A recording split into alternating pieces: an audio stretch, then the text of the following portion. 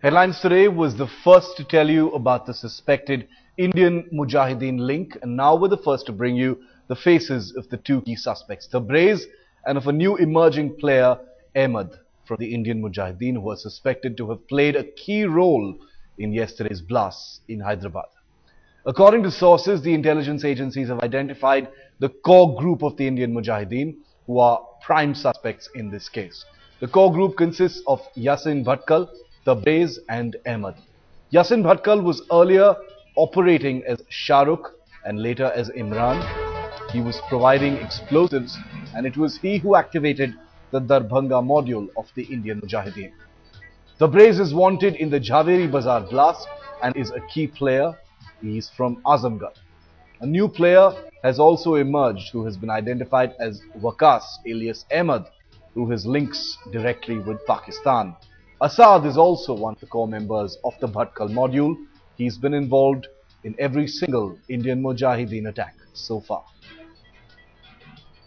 I want to go across live to headlines today is Kamaljit Sandhu, who's been bringing us minute-to-minute coverage of the manner in which the Home Ministry has dealt with this entire situation. Kamal, just a bare minutes from now, Sushilkumar Shinde, the Home Minister of the country, will be addressing Parliament, where he will be giving what everyone hopes is an elaborate statement and a status report on where things really stand as far as the investigation into yesterday's blast in Hyderabad are really concerned. Do you have any inside information, any preview, Kamal, about what we're expecting to hear from Sushilkumar Shinde? Well, he's going to brief the Parliament regarding his visit to Hyderabad and to the spot. He's obviously gathered intelligence and information. Remember, Mr. Shinde has already said that information was passed on to the state of Andhra Pradesh and specifically to Hyderabad. This specific alert had gone to 4 cities including Hubli, Coimbatore, Bangalore and Hyderabad, and to the states of Gujarat and Maharashtra. So specifically, Hyderabad was named in that alert, and there was a general alert which was sent after Afzal Guru's hanging. So specifically, if we go by it, Home Ministry did have that information. It was passed on to the state, but yes, there was no specifics to it that Dilsukh Nagar in particular would be attacked. But by going by the record, Dilsukh Nagar was specifically a target by Indian Mujahideen. They had done an extensive recce. We're talking about Maqbool and Imran, who had done recce's in 2012. Yeah. And they also went to places like Begum Bazaar and Abid in Hyderabad. So obviously, after so much of information being given, they could not be more specific than getting information like this. So definitely fingers being pointed towards the center and center pointing it back to the state. The blame game has begun, but the real issue would be in the Parliament with BJP and other opposition parties gunning Mr. Shinde. Yes. Remember, he's been in a spot for his Hindu terror comment earlier, but now it's going to be a real thing because Mr. Shinde has not been seen as a very strong Home Minister. Many people are already accusing him of the Shivraj Patil days, where there was spate of serial bomb blasts all across the country. Well, that comparison with Shivraj Patil is well nigh inevitable at this stage. And unfortunately for Sushilkumar Shinde, this attack, this tragedy in Hyderabad comes just days after he made the most resoundingly indiscreet remark about Hindu terror in the country, providing a color to terrorism in the country. He is, make no mistake, going to be cornered in Parliament. Kamal, stay with me. I'm going to come back to you in just a moment. The Indian Mujahideen imprint on the Hyderabad blast is too stark to be ignored. Headlines today brought you full coverage and uncovered that link first yesterday. The outfit had planned an attack on the same spot in 2007, but it abandoned the plan at the last moment. Yesterday's blast also bear a striking similarity to the 2012 Pune blast. The group used tiffin boxes packed with improvised explosive devices to trigger blasts. The group also used cycles and motorcycles to place these tiffin bombs. So the Indian Mujahideen link to yesterday's blast is virtually certain. Both Hyderabad and the Pune blasts of 2012 took place between 7 and 7:30 in the evening. No coincidence, that's when the crowds are there. Cycles were used to plant the explosives in both cases, and popular shopping areas were chosen as targets. Bombs in both cases were placed in a closed area with an aim to maximize damage. Also, an intelligence input note prepared by the special cell of the Delhi police reveals that an Indian Mujahideen module busted in 2012 confessed that one of its top operatives recce'd key sites in Hyderabad, including Dilsukh Nagar. That was the target of yesterday's attack. Home Minister Sushilkumar Shinde visited the blast site today morning to take stock of the situation, and when asked about the Indian Mujahideen imprints in the blast, he said it's too early to comment. Home sources. What do you suspect? Do you suspect it's the act of Indian Mujahideen or some other? At this moment, it cannot be told anything. The matter is under investigation. Well, it is a rerun of what happened during last year's Pune blast. Like I said, investigating agencies are now probing the twin blasts in Hyderabad with a massive, very unfortunate handicap. CCTV cameras in the vicinity of the blast spots, if you can believe it, were non-functional. In fact, reports coming in say the wires for the cameras near Dilsukh Nagar intersection were deliberately cut 4 days ago, potentially by the terrorists themselves. CCTV footage that could have provided vital video evidence to agencies probing the blasts is now missing. Cops are now relying on cyber intercepts and phone call records to find more leads in the case. As you can imagine, poring over phone call records and cyber intercepts is much more time-consuming and non-specific than CCTV video. I am here outside the Sai Baba temple in Dilsukh Nagar, which police sources are indicating to us possibly could have been the target of the twin bomb blast here in Dilsukh Nagar. The reason being that the Hyderabad Police Commissioner Anurag Sharma was in fact at this temple on a private visit between 6:30 to 6:45, and perhaps seeing the large posse of policemen, the terrorists changed their plans, and the actual blast site is about 200 meters from here. If you can see the large crowds which are still milling around the blast site, that's where the blast actually took place. So this is one theory that the police sources here are indicating to us. Another setback for the police, of course, is that the CCTV camera, which in fact is located right in front of the blast site, the second blast site, we are told that the wires were cut about 4 days back. Now that could possibly because of the metro rail work which is going on here in Hyderabad, or perhaps it was done intentionally. Only police investigation would actually tell us that. But that's a very serious setback for the investigators, because they were really hoping that the CCTV footage, which will give actually a 360-degree view of the second blast site, could give significant clues as to what really happened yesterday evening before 7 o'clock when the blast actually took place here in Dilsukh Nagar. In Hyderabad, with camera person Sai, T.S. Sudhir for Headlines Today.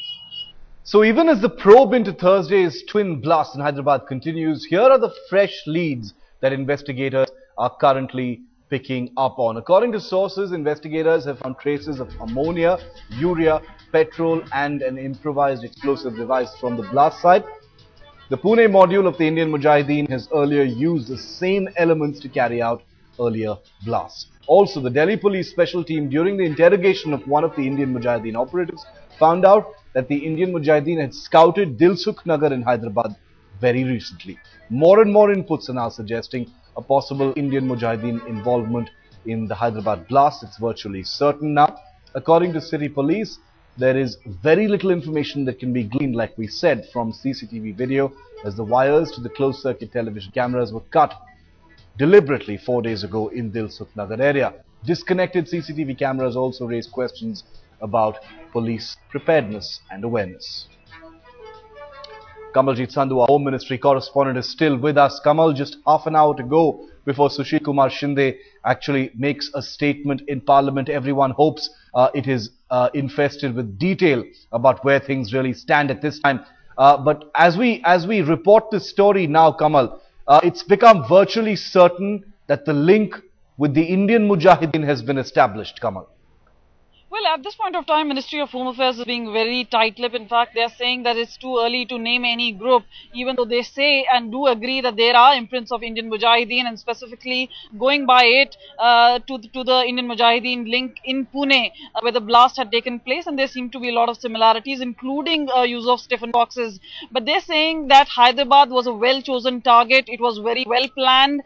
They had enough time to plan, and specifically, it was also a time when Hyderabad is communally very sensitive. sensitive. Remember that hate speech by Akbaruddin Owaisi, followed by another hate speech by Praveen Togodia. So definitely the tempers could have been flared up, and that is the precise motive for this kind of blast could have been. And this is the speculation that they're really going into, but they're saying they're going to be waiting for the forensic report. They're going to go detail by detail into the material as to what the similarities are, whether this is a new group of Indian Mujahideen or whether this is an old one or it's a rehashed one. This is something they're really going to look into, but at this point of the time they're saying it's too early to name a group as such, so they're keeping it very, very safe. The NIA is already on the job, but more difficult for Mr. Shinde is going to be speaking in the parliament. Remember, this attack happened on the day one of parliament while Mr. Shinde was still in the cabinet meeting. That's when the blast had actually taken, and now when he's gone there, he's already under a lot of criticism for his remark on Hindu terror. Yes. And now that when he has to come and make a speech out here, he has to be very clear. He's to also give details regarding that specific intelligence which was shared with the state, and that is what BJP is really going to be doing. Going to be going all guns blazing on him. Remember, Rajnath Singh is also going to Hyderabad. He has a presser there, but at this point of time, all eyes on Sushilkumar Shinde. All eyes on Sushilkumar Shinde, and that's the way it should be at this time. He is the Home Minister of the country. He is in charge of internal security. The buck must stop with him for every terror attack that happens in the country. Why did this happen? Explanations must be given. Thanks, Kamal, for joining us. This is a Headlines Today exclusive. According to sources, Yasin Bhatkal of the Indian Mujahideen met suspect Manzar at a lodge in Hyderabad last month. Bhatkal and suspect Manzar met on the 18th of January. Intelligence agencies tried nabbing the suspect Manzar, but he escaped 3 hours before the raid could get to him. Manzar stayed at the lodge under the name Amitesh. He met Yasin Bhatkal on the 18th of January.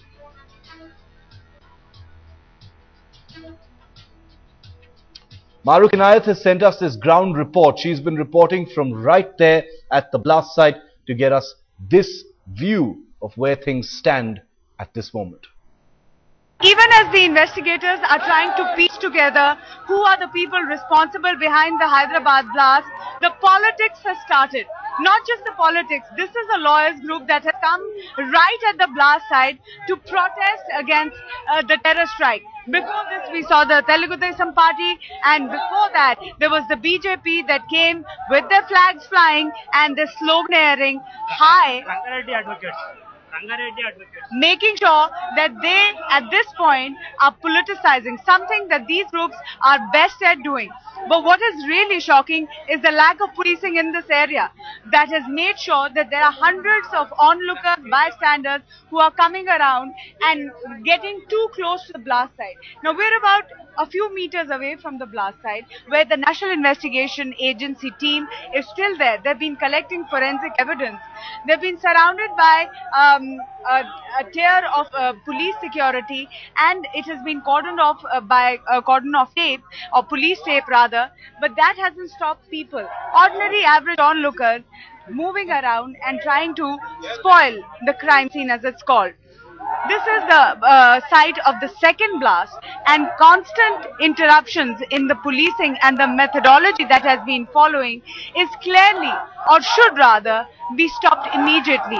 That's one of the things that one has been seeing since morning.